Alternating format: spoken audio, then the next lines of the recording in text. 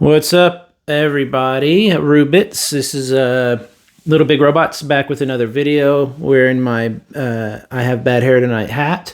Today I'm going to be talking about something I've been wanting to talk about for a while. 30 minutes missions, armored mecha version. This is essentially a 30 minutes missions kit. 30 minutes missions are made by Bandai, who also make gunpla kits and stuff like that. So I'm sure you've heard of them. They make toys and video games. 30 minutes missions are kits that are supposed to be able to be finished in 30 minutes. I find that to be true. They're one of my favorite lines because they're inexpensive. So that makes them open to people with all sorts of economic levels, you know, like people who can't afford a $100 kit or something like that, or a $60 kit can get these. This one is about $10. And this is part of a line, or kind of one of their, it's kind of like additional or supplemental kits. Normal kits they build are between $15 and $25 to $30, usually around 20. So these are just kind of an even smaller version of the normal 30 minutes missions kits. So if you've built one of those, you're going to love this. When I first saw this, I flipped out. I thought this is one of the most cutest little things. I didn't mean it in like the same way, like, oh, there's a Hello Kitty Zaku kit, like that kind of cute. That's cute too. I meant it in a way that like this just it's such a fun looking little thing, but it also doesn't look completely unrealistic. A lot of the times you get in a gunpla kit, you'll get kind of a funny kit, quote unquote, like this, and it will be like a bear guy or something where it looks like a teddy bear. It actually looks kind of unrealistic or whatever.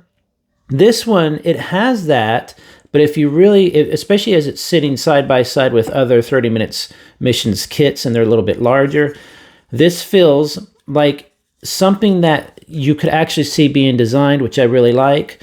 Its legs when they fold up, they're flush. They can go all the way back like that flush. There's just an ease to them.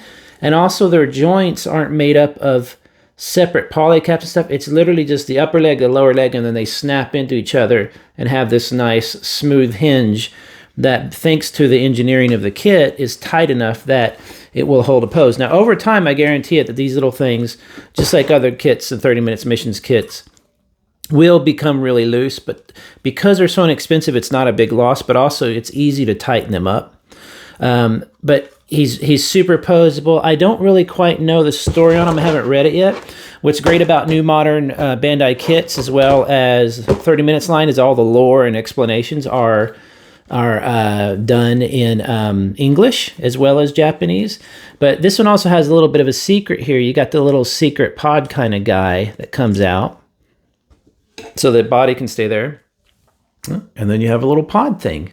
Isn't that fantastic? It's like a little walker lander thing that the pilot can be in, and then he flies down and he simply reattaches to the body.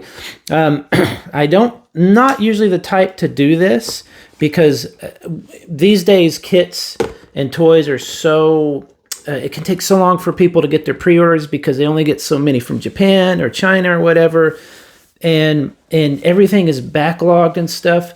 So I don't normally do this, but I bought 4 of these at one time. Well, 3, and then I was like, I got to get a 4th one.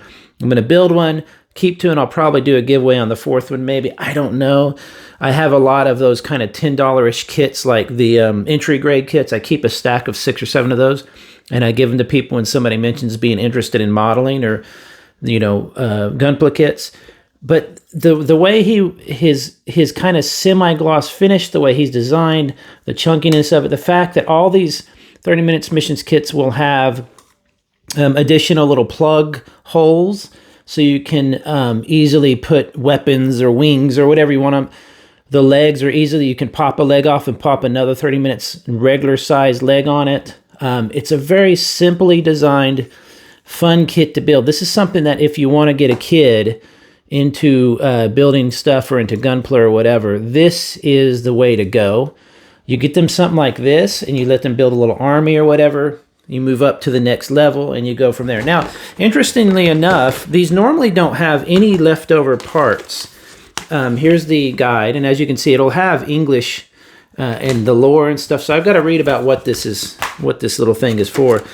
But they usually don't have any leftover parts. Another brilliant thing about 30-minute missions is it cuts back on waste by you're using every part, and when you're done, you have sprues that are empty, and you can just recycle them. This one had a little weapon, little kind of a grenade launcher, which again, I don't use weapons. I just kind of put them in my weapon box. But it had a lot of these leftover parts for some reason. Hands and extra bits. And I'm thinking that's because this might be part of a normal 30 minutes mission sprue, which makes sense. I haven't read through everything, but I don't think I missed anything. I don't really like getting extra parts. I want to get it down to just the kit and maybe the extra weapons and stuff. And then you can use another kit and take that apart and combine it with that instead of cutting more stuff off. And now I've got to store this.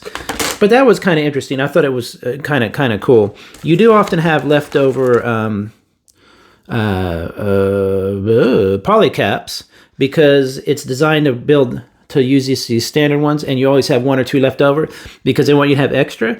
My thought there is probably because they know you'll lose one. In fact, I lost one while I was building this, so it was nice to have an extra. Again, I can't speak highly enough about 30 minutes missions, the kits, because they're just the fact that they're so inexpensive, yet you get quite a variety of designs, but they still feel like they're part of the same world. They haven't quite started to get goofy looking. Like number 57, the number 57 line is starting to get pretty goofy looking, where they're doing pirates and stuff, and which is good. Don't get me wrong, that's cool if you like that. But for me, I want them to kind of stay in this realistic realm where this is about as goofy as it gets.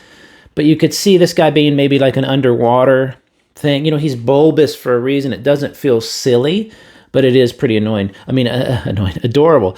But again, his legs, I just love how his legs go flush, and they have that great little bend there. Just a wonderful little kit.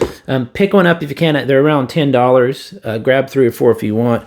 Because one thing I've discovered in my time in model kits and stuff like that is I always want more of the grunts. I'm a grunt guy. Much more than I am like a Gundam or a main suit guy.